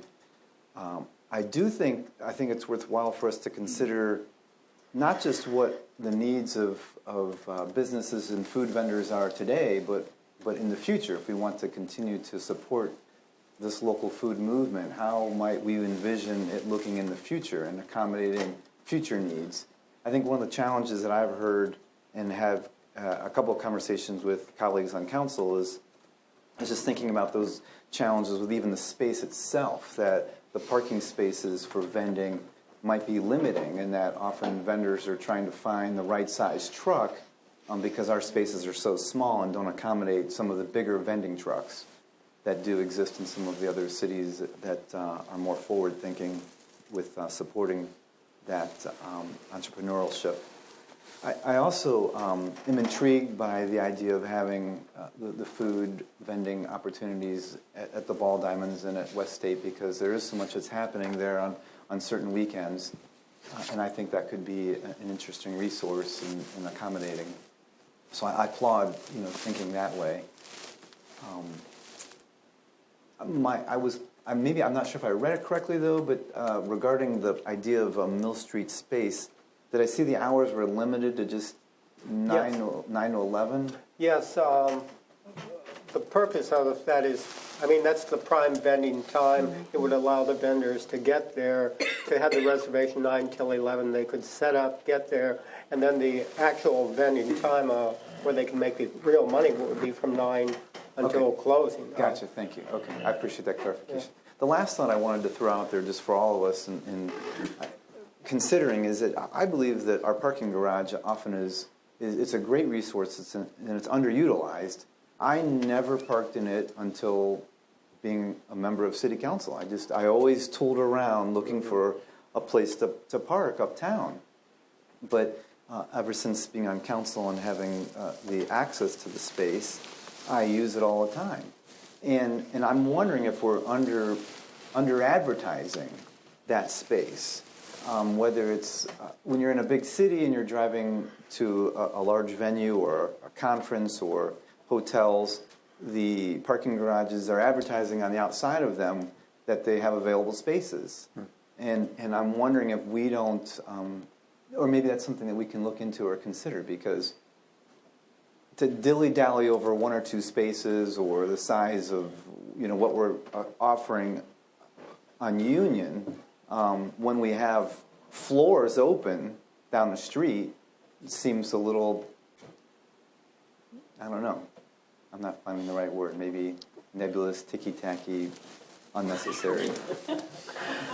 Thank you. But you're thinking that that's something else we could be looking at, Correct. Is how to better utilize it, how to better market, Correct. how to better, Thank you. that. So good. Thank you. Thanks. Good point. Any other comments by council members? I want to thank Mr. Crane for being involved. This is an issue that I supported Member McGee in looking at in terms of the parking spaces not being used, and it became a larger issue, and I appreciate the work you all have done together to get the vendor's opinion on this. I just want to remark that the word vendor kind of got out in the community, and some people approached me about the unofficial vendors who sit on the sidewalk selling grilled cheeses, etc. And this is not part of this ordinance. Clearly, this is a separate thing.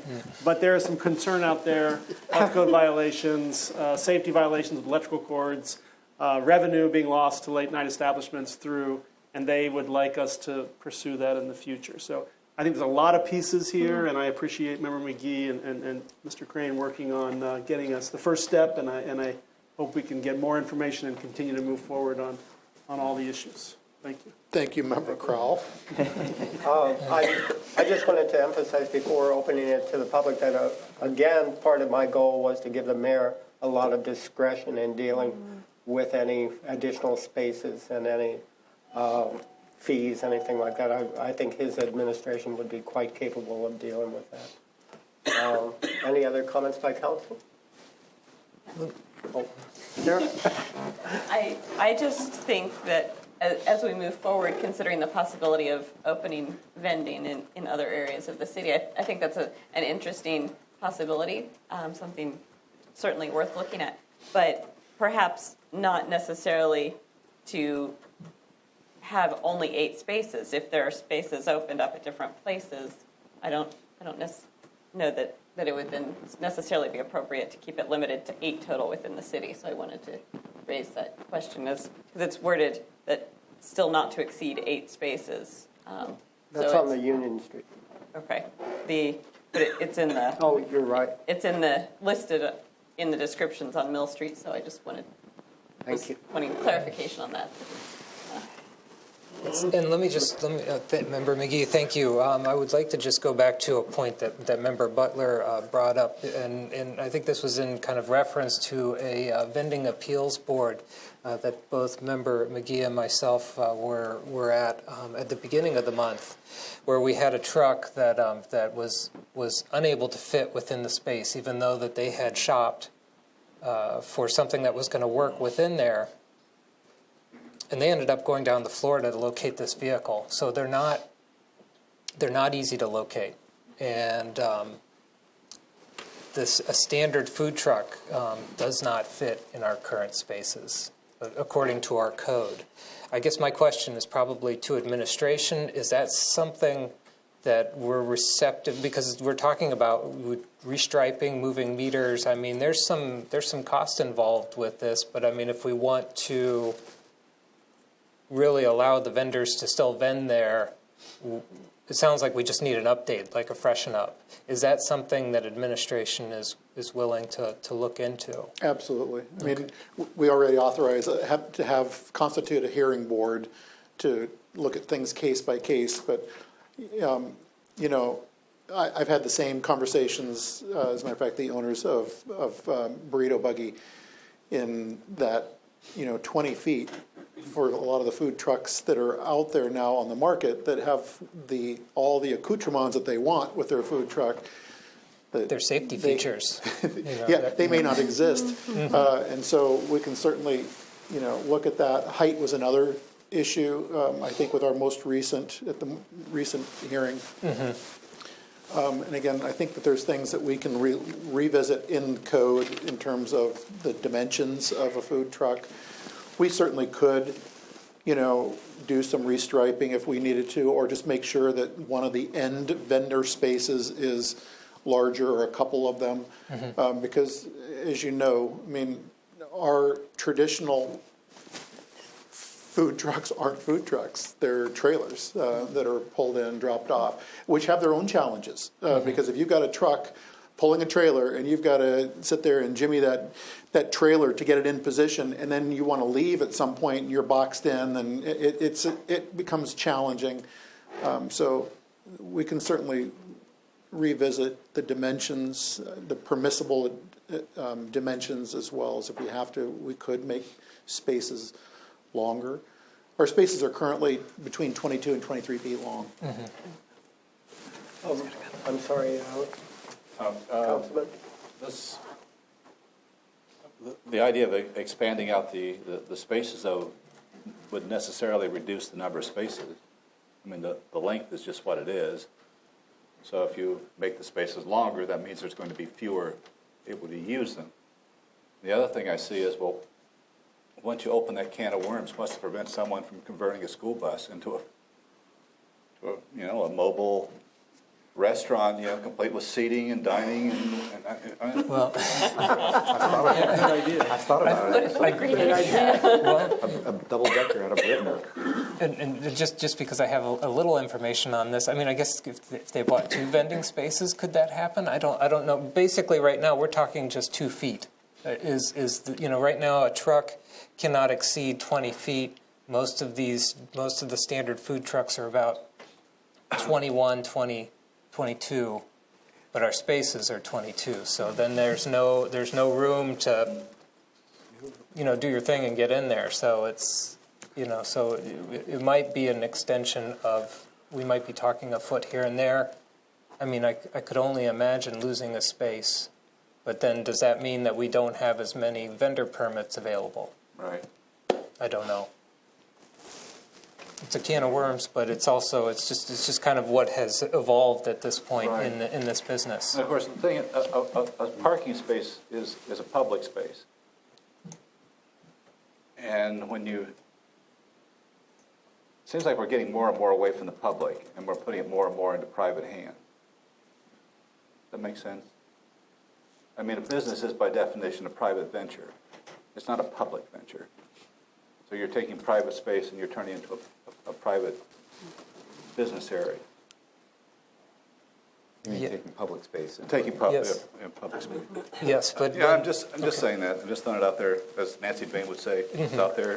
Whatever you want to think about it. And when you do dedicate that public space and allow a citizen to park there, it serves one, maybe two citizens. Whereas if a business has the ability to open up in a space, I do see that benefiting more of the citizens. But that's why we're all up here. We all have different views and opinions. Any other councilman comment? Administration? Perhaps we could open it to the general public. We would like to note that we do have a 3-minute limitation, and we're going to impose that tonight because of the time involved. But if anyone from the public wants to come forward, if you'd state your name and your interest in the project.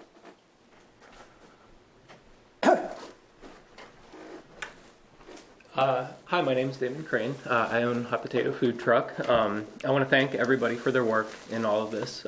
Thank Councilmember McGee for keeping the lines of communication open, and the mayor for his work on this too. Everyone. I'll be brief. I know it's been a long night for everybody with a lot of things on the agenda. There's a lot I like about how things are headed now. I think that Councilmember McGee and I have had some disagreement, but I think we've both always been in agreement that there's room to improve what has been the city's ordinance regarding vending, both to open up more opportunities for parking and to help vendors and the local food scene more as well. I think the monthly reservations would really do both. I think that's a great move. I think, in my mind, opening up other vending areas is a good thing for the public, a good thing for the food scene. It also helps compensate for the fact that we do have vending restricted to particular areas in Athens, more so than a lot of other cities. My concern with leaving that development up to administrative action is that I think that in terms of the services that would be provided to the public and the impact it would have on food vendors, a spot on Mill Street or on East State Street would be as big of a deal as the spot out on Union. And if we regulate one through an ordinance, why wouldn't we regulate another through an ordinance? I think also the changes that we're talking about involve potentially giving up 2 vending spots. So vendors would be losing those opportunities. And if we're codifying that loss of opportunity without codifying any gains for vendors in the addition of other areas, I think that ends up being a net loss for vendors. And so I would be concerned about that, or could be a net loss, let's say. It makes me a little uneasy. And lastly, regarding Mill, one of the reasons that that I suggested that particular area is it's part of where we have vending during the Halloween block party. And I think that the city has already, with regard to that event, said, where can we have the least negative impact on surrounding businesses? I believe that part of the vending area on State Street there used to be on the other side of Court Street, but some of the bars there had complained and said, look, some of us do food late night, people can't see our storefront because there's vending equipment in front of it. And so the present location on the other side of Court Street for vendors was made with that in mind. And, I think that the only other food establishment in that block is Domino's, which doesn't do walk-up service. They don't sell pizza by the slice. So I think that there are a lot of reasons why that would have less of a negative impact than any other area of the city I can imagine. So just wanted to throw that out there too. Thank you, Mr. Crane, and I look forward to working with you still. Any other comments from the public? Apparently no. Mayor. Oh. I do want to remind anyone who's watching tonight, and this pertains to vending, that businesses can authorize someone to vend on their property, with their permission, and that's a permissible function. The Dale's BP does it. Several of our microbreweries do it as well. So, that is a permissible way in which a vendor can reach out to a business if there's a parking lot or something like that, and with their permission, vend in those spaces on their property. But Mayor, that doesn't apply to the sidewalks, right? In front of those are city properties, is that That's, correct? well, right, and that's an ADA obstruction. I mean, we're not going to allow for vending on a sidewalk. Yes, I know where you're going with that one. Yeah, no, that is not permissible. Thank you. And code is very much aware of that in particular. So thank you for bringing that up again, Member Crowell. No, but this is in parking lots. Yeah.